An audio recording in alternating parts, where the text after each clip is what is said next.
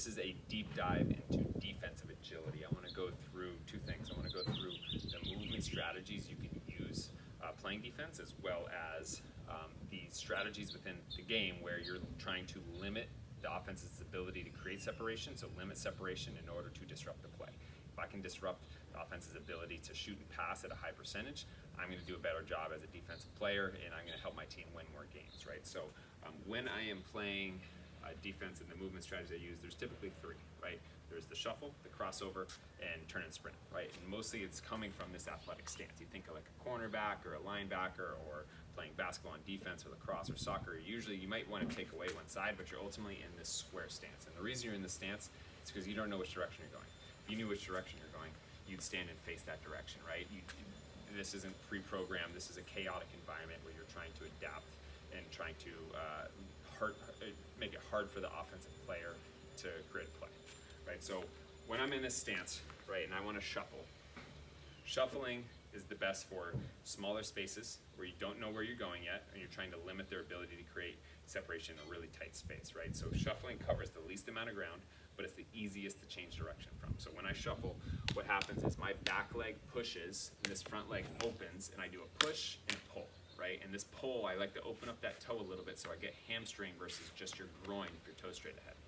And I've talked with coaches who say never turn that foot out, right? They're afraid of knee injuries, right? So if your foot's here and you need to change direction back, they're afraid that that knee's gonna crank. But what happens is if you're in that nice athletic stance and you shuffle, the second you need to stop, your foot will go from here to here very reflexively and very quickly. So I'll show that here in a second. So if I'm in this athletic stance, I'm just gonna do one shuffle out and stop.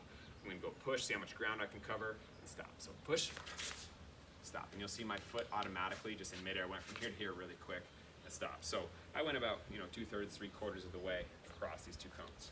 Now, crossover. My hips are gonna turn, my shoulders are gonna stay square, right? So that's the only difference here. Now with the crossover run, I get a push off this leg and a push off this leg, but my upper body is facing the opposite way, so I don't get full speed here. So I'm gonna be able to cover more ground, but it's gonna be a little bit harder for me to change direction. So I'm gonna go push, push, and you'll see I got completely across these two cones. I can cover more ground. Very effective in some ways, right? Again, harder to change direction, but if you need to cover more space, a little bit more effective. And then ultimately, if I need to just go, think of like a baseball player stealing a base or a really open space for like a lacrosse player playing defense, they're gonna have to turn and sprint, right? So if I'm here, I'm gonna have to turn and go, right? I get shoulders and hips turning, everything's sprinting. The fastest way to cover ground, but the hardest way to change direction, right? So if you're sprinting after somebody and they cut back, it's much, much harder to stay with them versus if I can shuffle with somebody and change direction, that's gonna be a little bit easier. So those are the three options, right? Now in the context of defense, where again, I'm trying to limit separation in order to disrupt the play, I'm gonna use the right strategy to cover the right amount of space, right? Some coaches hammer home on never cross your feet. Now in an ideal world, if I never need to cross my feet and I can cover just a little bit of ground and I can disrupt the play, great, I'm gonna use that every single time. Let's say I'm bigger and faster than the guy, yeah, I'm probably gonna stay in a shuffle as much as I can in order to conserve energy and disrupt the play with the little amount of effort used as possible, right? Now, the unfortunate part is you don't always face somebody who's slower than you and smaller than you. You're often gonna find somebody quicker, faster, or you're just at a position you need to recover.